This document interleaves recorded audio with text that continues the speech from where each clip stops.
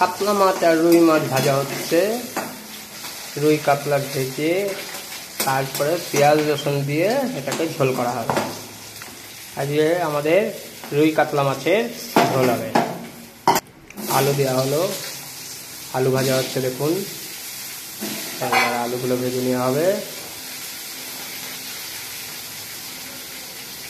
একটু জিরে দিবে, জিরে দেওয়া হয়ে গেছে। এইবার খুন্তি দিয়ে নাড়াচাড়া করবে। এইবার গ্রেভি দেওয়া হচ্ছে দেখুন।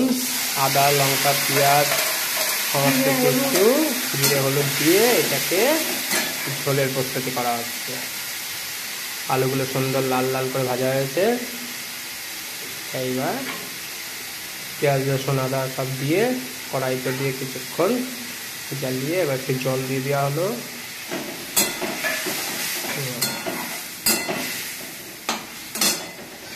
দেখা গেল জল দেওয়া।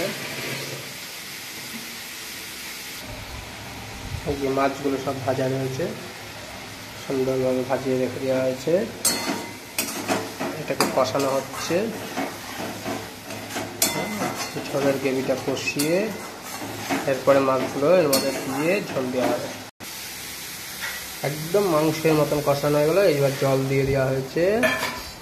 জল দিয়ে আবার এটাকে নাড়াচাড়া করা হচ্ছে।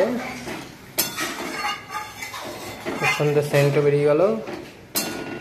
নিয়ে এবার রেখে দেওয়া হলো। এই জলটা ফুটছে, এবার মাছগুলো ছেড়ে দেওয়া হচ্ছে এক এক করে।